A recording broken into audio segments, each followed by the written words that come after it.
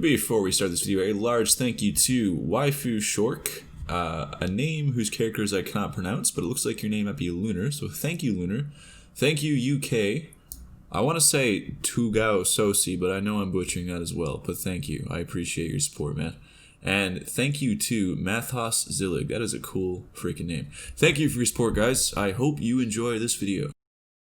Alright guys, so you see we got this sword on our enemy, and that's, it's just a model right now, it's not really doing much. So we're actually going to make a system for our enemy to load weapons onto himself, like we can. So I'm going to add a script to the enemy model here, so it's sitting on the same place as the model. And I'm going to call it Enemy Weapon Slot Manager, and it's going to behave very similar to how our player loads his weapons at the start of a game. This will make it so you can actually just drop in weapon items on top of your enemies, and they will load up when they spawn in, which is pretty cool.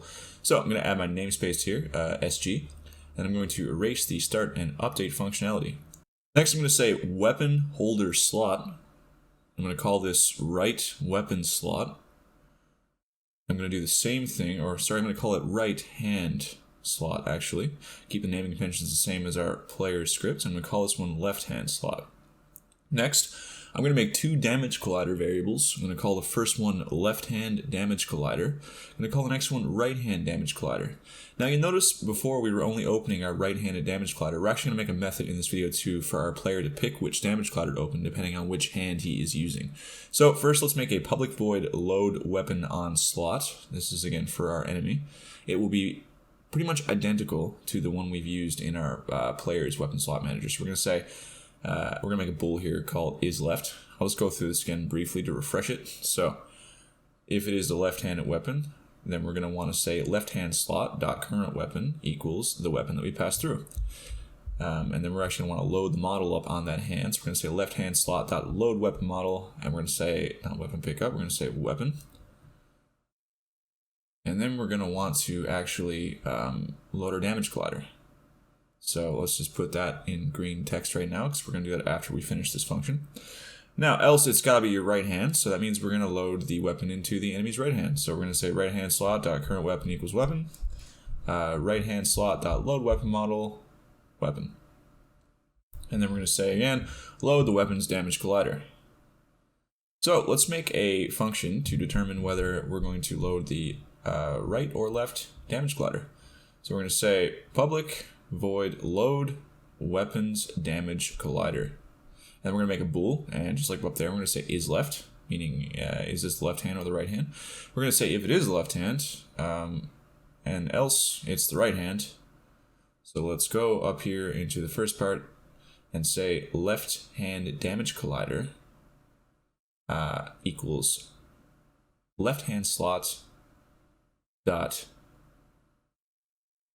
current weapon model dot get component in children damage collider, and we copy this and paste it down there, except we replace the words left with right, and then we have a way of attaining our left and right damage colliders respectively.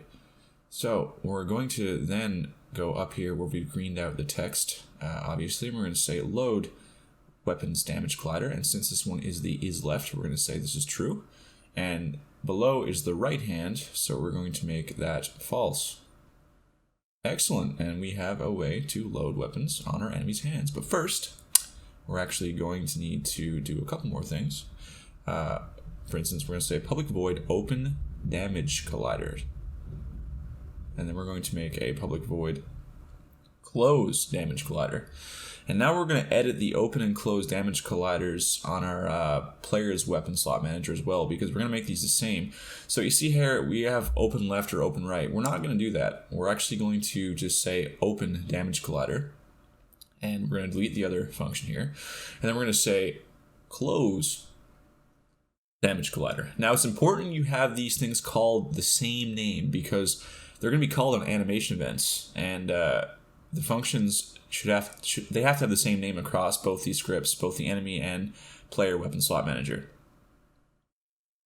So let's go to the player manager, and we're going to make a bool. We're going to make two bools actually. It's going to be is using right hand, and is using left hand. Now, if you wanted to, you could just say is using right hand, and you could say else it would have to be left hand, but I'm just going to use both, just because I like the clear convention of being able to indicate which hand I'm using.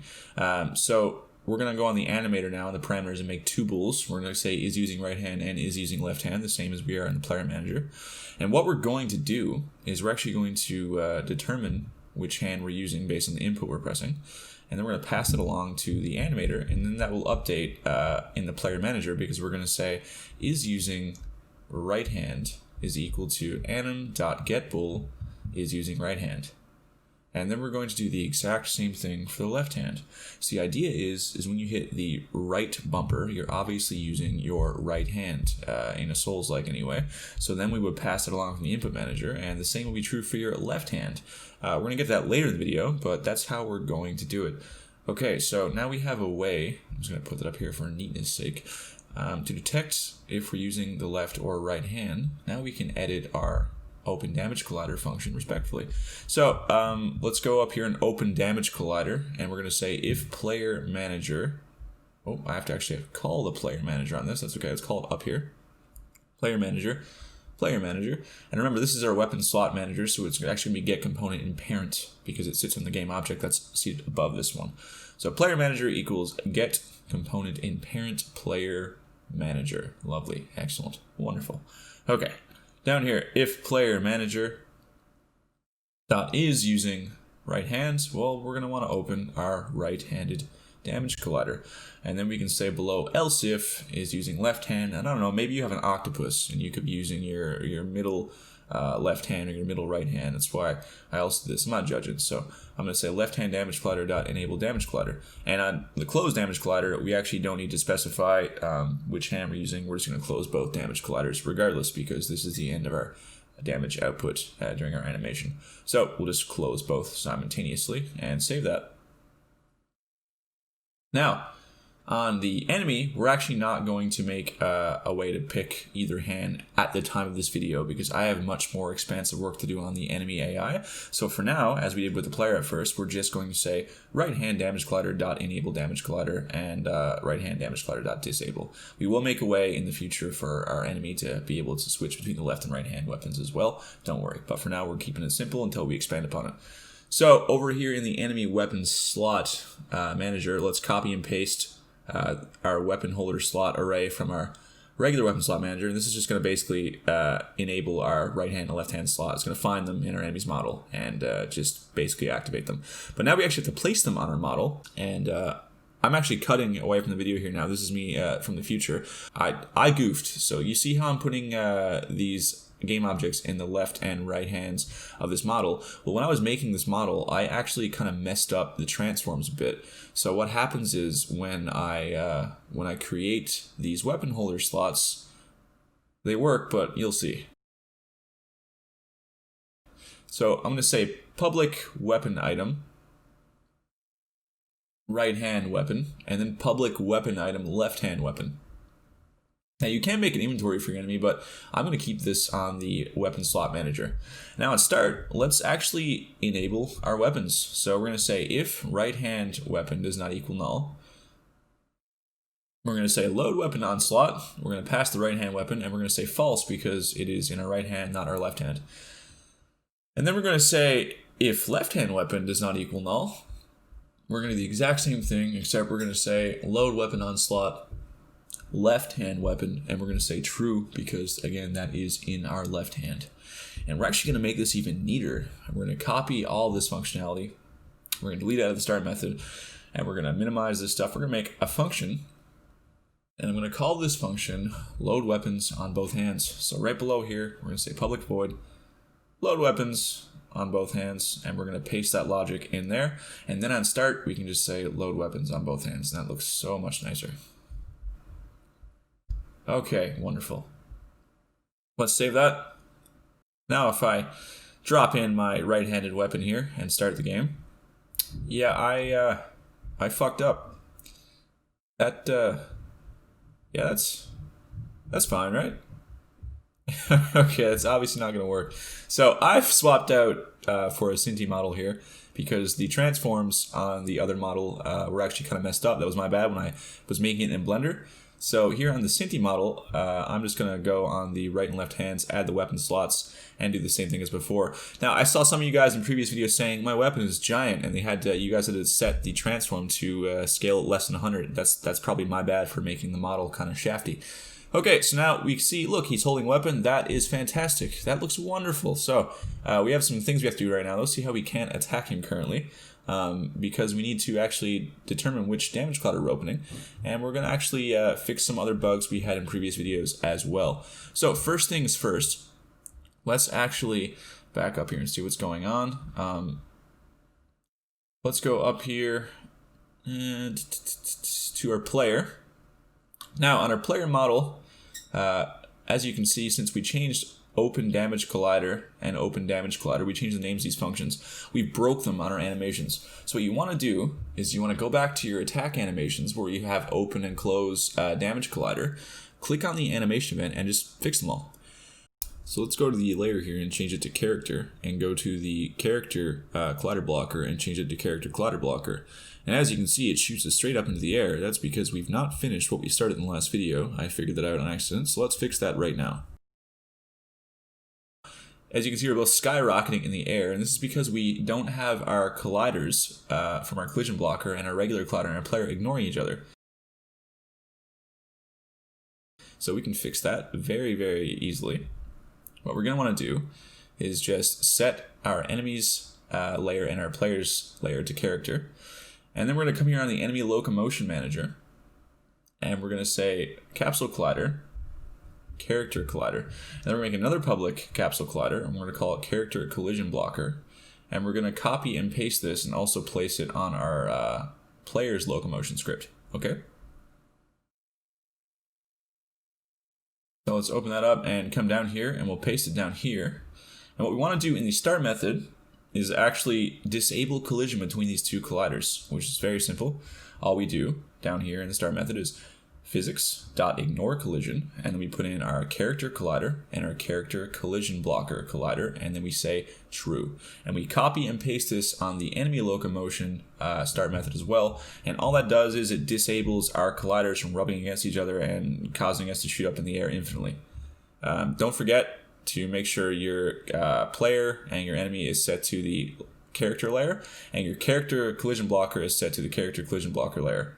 I made a video on this expanding upon it and made it a lot more clear. It's very short. If you want to check it out, I'll link it in the description or on screen now. So set that to character collision blocker and set your character to character, and then we actually need to go to the locomotion layer and drag in the character collider and the character collision collider capsule colliders. And let's do that here as well. Again, I have a very clear and clean-cut video on this. If you want to see a in-depth explanation, I will link it in the description. But this will basically stop us from being able to push each other around, and it will stop our characters from launching 6 million feet into the air. So let's go, and I'm going to drag in my idle state here because I didn't do that before. Now if I start the game, we have a problem. The enemy is actually detecting itself, and it's trying to attack itself because we search for our player on the detection layer is actually set to character. So what we're going to do is we're going to make a new layer, and we're going to call that player. And then we're going to set the detection layer on the ambush state and the idle state to layer 11 player instead of character. And that will make it so the enemy searches for the player and not itself. An alternative way is to do the same thing we do with the lock-on video, where we make it not be able to detect itself if it's in the same transform of the root. But I'm just going to do this for now. Let's do that, and let's set that to player and on-check character, and do the same for the state here. Okay. Now, that should still be fine for the character collision blocker. I'll check that in a second. Next, let's add a reset animator bool on the empty state of the player. Let's add 2 of these. And we're going to reset is using right hand, is using left hand. So basically, after every attack, we're on checking is using our right or left hand. So we're going to add the animator handler on our input handler up here. I'm just going to put it right below the camera handler. It doesn't really matter. Animator handler. Next, I'm going to call that on the awake method, and remember that is get component in children because that sits on the game object below this one in the hierarchy. So after that has been called, let's go into our handling attack functionality, and right here where it says if RB input, right before we say player attacker.handle our attack, we're going to want to say, or right after, it doesn't really matter, we're going to want to say animator handler.anim.setBool is using right hand equals true. And that will open up our right-handed damage collider. Now, I have no attacking for the left hand yet. We can cover that in a future video. So for now, this is all I'm going to place here. But if you do have that done, it's the same logic as your right hand. You can go ahead and do that. I'm going to cover it when I cover blocking in a future video. So that looks great, actually. Let's just check over this here. Yep. Okay, let's save that.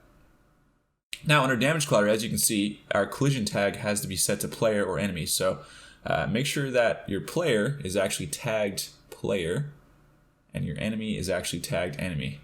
And now if I start the game here and run over to this guy, yep, okay, he can do damage to me, and we're not able to push each other, so that's great. He's actually hurting me now. Now these errors down below, that's just because we were using animation events that we haven't set up yet for our enemy, like can combo and drain stamina. But we're going to actually fix the bug of us being able to infinitely get hit when we're dead, and we're then going to fix those bugs appearing in the console because they irritate me. So on the take damage method, we're going to make a check for if we're dead, okay? We're going to do this for both on the player and the enemy take damage. So let's just say if is dead, and we haven't made this yet, return. And then we're going to go up, and we're going to go to the character stats, the class that this inherits from. We're going to make a bool and call it is dead. Okay, and next we're going to go back here and down we do the damage check. If current health is less than or equal to 0, we're going to say is dead equals true. Very straightforward. And we're going to do the exact same thing here on our enemy's stats. So let's drop that over here. Excellent. Take damage. We're all the way at the top here. We're going to say is dead. If is dead equals true, then return. And then we're going to say is dead is equal to true if our health drops below 0 or is at 0. Okay. Let's save that. Now, these freaking error messages. So we have our drain, stamina, light, our disable combo, and enable combo. Let's just take these functions from our player scripts and paste them on our enemy weapon slot manager. So let's copy and paste drain, light, and heavy attack stamina from our weapon slot manager. We're going to paste them in here. We're going to get an error because we don't have this set up. So we're just going to delete this and keep them empty for now.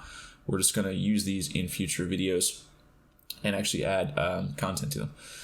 So I believe, yeah, enable and disable combo is on our animation handler. I'm going to paste those in here and also get rid of or comment this out rather until we add combos to our enemy's AI. And now back in the game, as you can see, I'm getting the crap beat enemy and we're not getting any error messages. Cool. That looks awesome. Still, we're going to fix a couple more bugs. Our enemy will still rotate rather oddly when in the combat stance state or the attack state. And this is because we forgot to add our rotate method, our handle rotation method rather, on the combat stance state and the attack state. So let's go to our pursue target state and copy that whole functionality, which is the handle our rotation. Let's scroll down here. Yes, this whole thing right here, this lovely function. And let's paste that right below this function and then minimize it. And then we'll do the same thing here. We'll paste it right below the get attack function and minimize it. And now all we have to do is call that functionality. Now, since I've made the handle rotate towards target to actually rotate depending on if you're attacking or not, we actually don't need to check for if it's performing an action. It does that in the function itself. So we're going to pass the enemy manager, and all you want to do is put handle rotate target at the top of every state where you're actually engaging the player or moving. So your attack state, your combat stance state, and your pursue target state, have it up there, and then we will handle our rotations respectfully through that. So we can save that now. And I believe that is our AI bugs all squashed. And this guy's following me, and he's attacking me. He's going to wait and recover, and he's going to attack me again. I'm just going to dip out of the way here. But as you can see, our rolling actually doesn't stop damage. We're going to do that in the next video. We're going to make rolling invincibility. And he's hit me, and we are dead. Okay, cool. That is a lot of progress and stuff done in one single video. We can now equip weapons to our enemy, much like our player. We got a way for our enemy to attack us and damage us, and we have death. So we kind of have like an actual game loop on the go here now. So in the next video, we're going to further expand upon the combat side of things. We're going to add rolling invincibility, and we're going to do a bunch of other cool stuff. As usual, guys, if you like this video, drop a like. It does help my series get around. Has been getting around a lot lately, so thank you to everyone who continually comments and likes my videos. I appreciate that. And if you're feeling like a super generous person, human being, check out my Patreon below or leave a comment to help appease the YouTube algorithm gods. As per usual, guys, I will see you in the next one, which will be kind of soon because we're doing 2 videos a week now because of our Patreon goal. See ya!